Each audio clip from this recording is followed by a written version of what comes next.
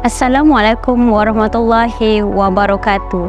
Muslimin dan muslimat yang dimuliakan, salam siaran bertemu kita sekali lagi di Maish TV, Khamis 19 Oktober 2023.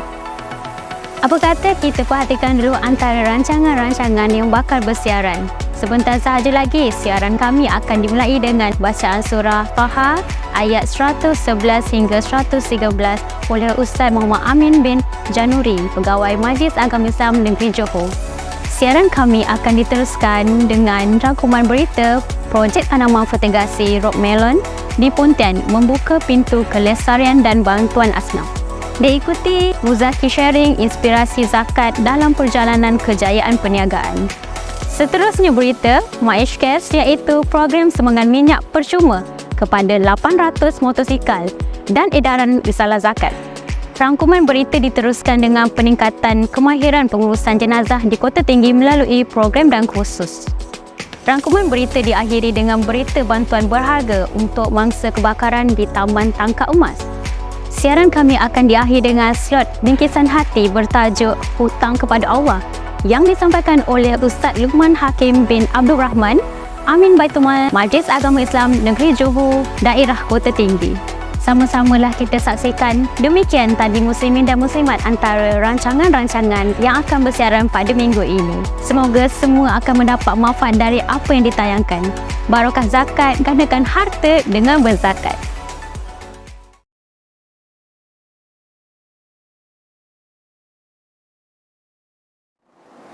Surah Taha. A'udzu billahi minasy syaithanir rajim. Bismillahirrahmanirrahim. Wa'anatil wujuhu lil hayyil qayyum. وقد خاب من حمل ظلما ومن يعمل من الصالحات وهو مؤمن فلا يخاف ظلما ولا هضما وكذلك أنزلناه قرآنا عربيا وصرفنا فيه من الوعيد لعلهم يتقون أو يحدث لهم ذكرا صدق الله العظيم.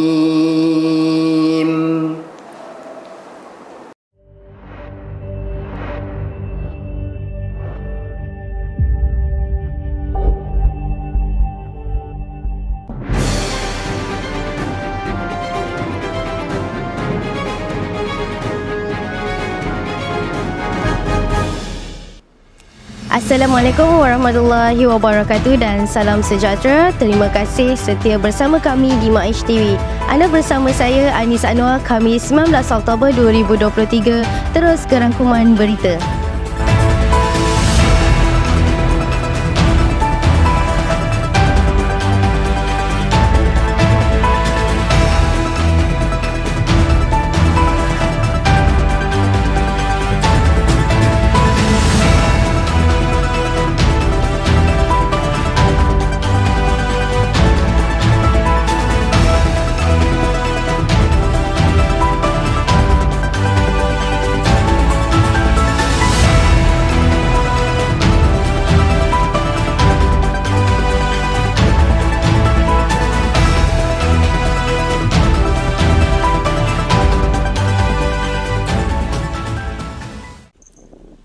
Majlis Pelancaran Projek Tanaman Fertigasi Rock Melon yang diselaraskan dalam rangkaian Pelan Pembangunan Asnaf Majlis Agama Islam Negeri Johor 2022-2023 menarik perhatian masyarakat dan pentadbiran tempatan.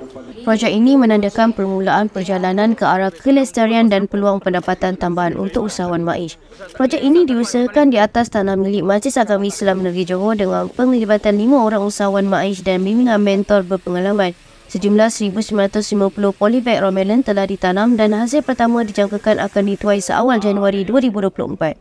Kejayaan projek ini akan menjadi tonggak penting dalam memberi harapan ekonomi kepada golongan asnaf yang terlibat. Majlis pelancaran turut dihadiri oleh Ahli Majlis Agama Islam Negeri Johor, Tuan Haji Anwar Sarimin, Ketua Pegawai Eksekutif MAIS Tuan Haji Ismail Haji Abu, Ketua Penolong Pengarah Zakat Baitul Mal dan Wakaf MAIS Tuan Haji Azan Abdullah serta wakil dari Perbadanan Usahawan Johor.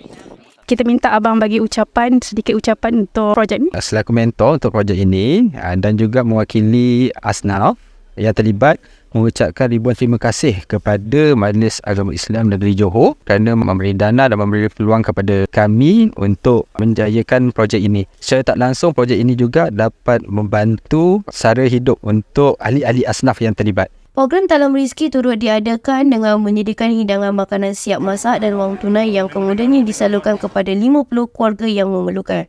Seterusnya, Majlis Agama Islam Negeri Johor melakukan kunjungan hormat ke Kolej Komuniti Tanjung PI, sebuah institusi pengajian tinggi awam di bawah Kementerian Pendidikan Tinggi yang telah memainkan peranan penting dalam pembangunan pendidikan setempat. Dalam sisi bual bicara bersama pengarah Kolej Komuniti Tanjung PI, Tuan Haji Sufian Muhammad Fabila diumumkan bahawa 3 pelajar sumbangan MAIS telah berjaya menamatkan kursus yang disediakan oleh kolej ini. Saya mengambil kesempatan ini untuk mengucapkan berbanyak-banyak terima kasih di atas kunjungan Majlis Agama Islam Negeri Johor ke Kolej Komuniti Tanjung PI dan sekaligus beri ruang dan peluang kepada pelajar kami untuk menjadi usahawan, untuk dibina dan seterusnya menjadi usahawan di masa akan datang insya-Allah. Dan saya harap maksud ini boleh mengubah sosioekonomi kepada pelajar-pelajar khususnya dan kepada masyarakat amnya di daerah Pontian. Terakhir, sumbangan RM20,000 daripada MAIS diberikan kepada SMK Air Balu Pontian untuk program serahan bantuan makanan kepada pelajar SPM dengan harapan mereka akan mendapat makanan yang sihat. Inisiatif ini adalah bukti komitmen MAIS dalam meningkatkan kualiti hidup masyarakat asnaf dan memberi sumbangan yang bererti kepada pembangunan komuniti Pontian. Hari ini Majlis Agama Islam Negeri Johor berada di SMK Air Baloi. Hari ini kita bersama-sama dengan Pengetua Sekolah Menengah Kebangsaan Air Baloi iaitu Puan Andik Radia. Jadinya Puan, boleh Puan bagi penerangan sikit tak berkenaan program kita pada hari ini dan boleh saya tahu berapa ramai pelajar yang menduduki SPM yang menerima sumbangan daripada Majlis Agama Islam Negeri Johor pada hari ini. Terima kasih Majlis Agama Islam Negeri Johor kerana memilih SMK Air Baloi sebagai satu saluran untuk mengagihkan sumbangan kepada calon-calon SPM. Jadi 67 orang itulah yang akan menerima sumbangan daripada Majlis Agama Islam sejumlah RM20,000 yang perlu diagihkan kepada mereka untuk membolehkan anak-anak ini makan tengah hari sebelum memulakan kelas tambahan. Saya bagi pihak mereka lah mengucapkan terima kasih kepada Majlis Agama Islam Negeri Johor. Majlis Agama Islam Negeri Johor hadir ke pamer JFT Enterprise Taman Bani Sekulai milik Muhammad Basir Harun dalam program Muzakir Sharing sempena Bulan Barakah Zakat MAIS 2023. Muhammad Basir Harun berkongsi pengalaman perniagaan yang bermula pada tahun 2008 sebagai perniagaan kecil dan kini telah berkembang dengan 8 orang pekerja sediaannya. Yang membuat cerita Muhammad Basir Harun begitu menarik adalah inspirasinya dalam perkongsian mengenai zakat. Beliau mendedahkan bahawa kesedaran untuk menguruskan zakat dengan lebih baik datang selepas mendengar ceramah di masjid beberapa tahun yang lalu. Ini baru saya dapat jumpa. Ini adalah pemilik kedai apa? JFT Enterprise. Mungkin boleh kenalkan diri sedikit tak tuan?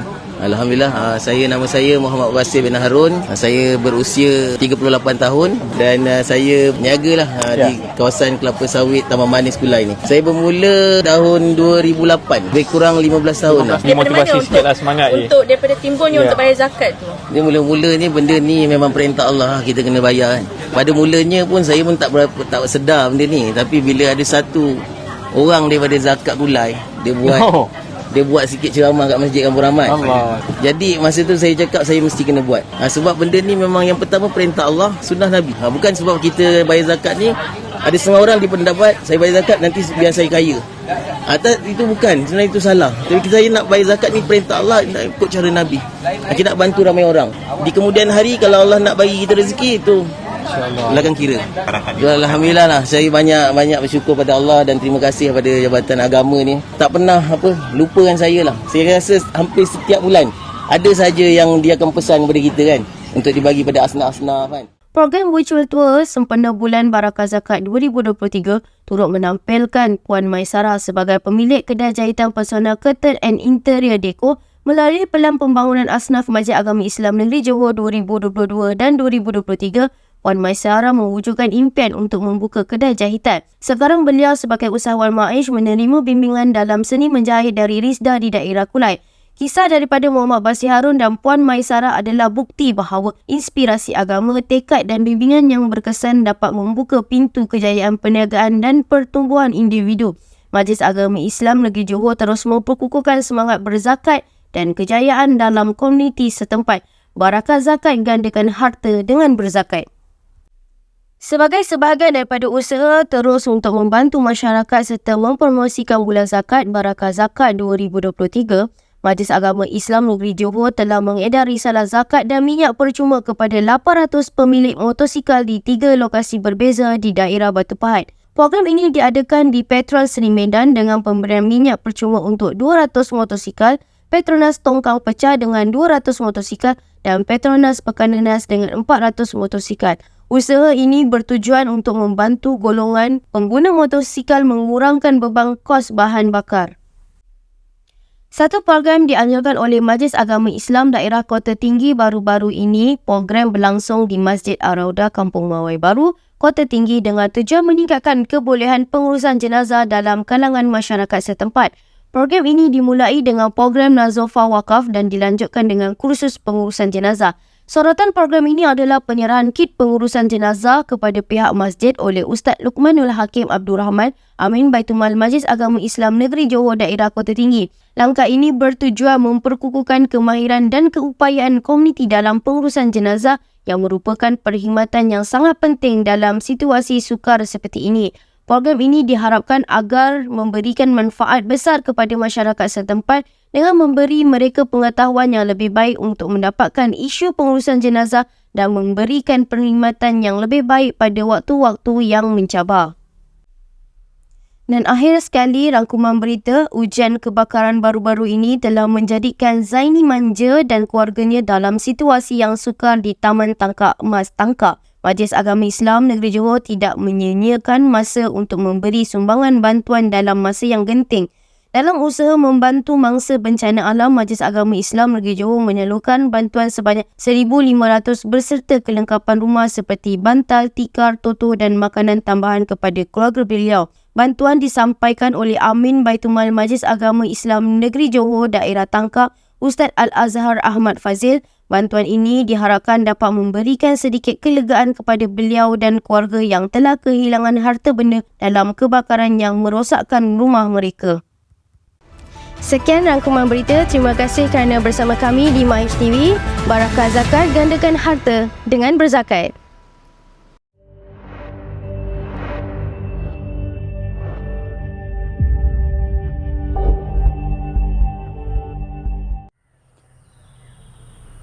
Bismillahirrahmanirrahim. Assalamualaikum warahmatullahi wabarakatuh. Sidang hadirin hadirat, bersama saya Ustaz Luqmanul Hakim bin Abdul Rahman, Amin Baitul Mal Majlis Agama Islam Negeri Johor Daerah Kota Tinggi dalam slot Bingkisan Hati Maish TV. Tuan-tuan hadirin hadirat, kita melihat firman Allah Subhanahu wa taala dalam surah Al-Baqarah ayat 184 yang mana Allah menyebutkan ayyaman ma'dudat faman kana minkum maridan aw ala safarin fa'iddatun min ayyamin ukhra wa 'alal ladzina yutiqunahu fityatun ta'amu miskin faman tatawwa khairan fahuwa khairul lah wa an tafumu khairul lakum in kuntum ta'lamun. Jadi tuan-tuan hadirin hadirat, daripada apa yang difirmankan oleh Allah Subhanahu wa taala dalam surah ini, dalam ayat ini, Allah menunjukkan kefarduan daripada berpuasa. Dan kemudian puasa itu ada bilangan tertentu, iaitu 30 hari ataupun 29 hari tiap-tiap tahun. Tetapi pelepasan daripada Allah dan sesuatu kesenangan daripada Allah kepada siapa yang tidak mampu untuk berpuasa, untuk Allah minta kita ganti pada hari-hari yang lain. Contohnya ketika mana masuk bulan Ramadan, kadang-kadang dia ditimpa dengan sakit, kadang-kadang dia tidak ada kemampuan untuk berpuasa, ataupun mungkin dia bermusafir yang panjang sehingga tidak membolehkan ia untuk berpuasa, dan kemudian Allah kata dia boleh ganti pada hari-hari yang lain.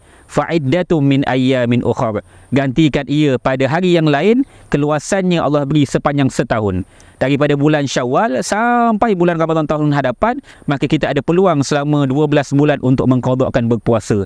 Dan ini satu kesenangan yang Allah berikan kepada kita. Maksudnya, kalau siapa yang dia ada hutang berpuasa, wajib kepadanya untuk bayar puasa. Tidak ada alasan kecuali siapa yang memang Allah berikan dia sakit yang tidak ada harapan sembuh.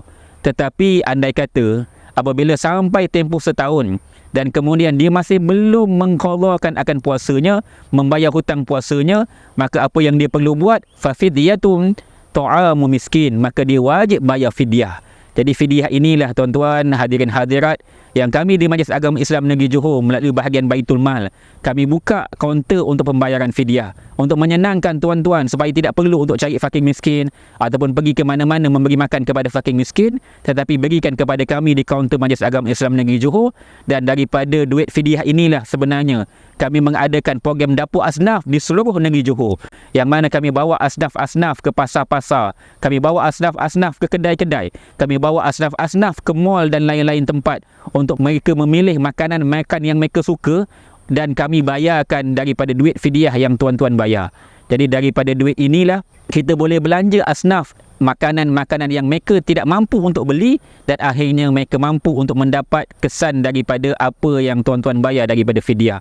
Tetapi dalam keadaan yang sama, Allah menyatakan sambungan daripada ayat ini, Allah kata faman tatawwa khairan fahuwa khairul lah. Siapa yang dia menambah bilangan itu, maka itu lebih baik baginya. Maksudnya, walaupun mungkin dia hutang puasa hanya 30 hari ataupun 20 hari, dia bayar fidyah dengan sekian amount-nya, tetapi Allah kata kalau dilipat gandakan, ditambahi, itu jauh lebih baik. Maka kerana daripada itu, jangan berkira sangat dengan Allah. Kita kalau berikan belanja makan kepada saudara kita, kepada orang yang kita suka dan kita sayang, kita tidak berkira. Tapi kenapa ketika mana kita bayar hutang kepada Allah, kita berkira dengan jumlah-jumlah tertentu. Allah kata siapa yang melebihkan jauh lebih baik. Dan kemudian Allah menyatakan lagi, wa antafumu khairul lakum. Sesungguhnya berpuasa itu jauh lebih baik bagi kamu. Maksudnya walaupun kami buka kaunter bayaran fidyah, walaupun kami mengalu-alukan tuan-tuan bayar fidyah sama ada untuk diri sendiri ataupun keluarga yang telah meninggal, tetapi tetap kami menggalakkan sebagaimana saranan daripada Allah, maka wajib kita tentang berbayar puasa. Kerana apa? Kadang-kadang sebahagian kita menganggap bahawa apabila dia bayar fidyah, habis hutang puasa dia dengan Allah. Kena ingat, fidyah dia tidak menyelesaikan hutang kita puasa dengan Allah.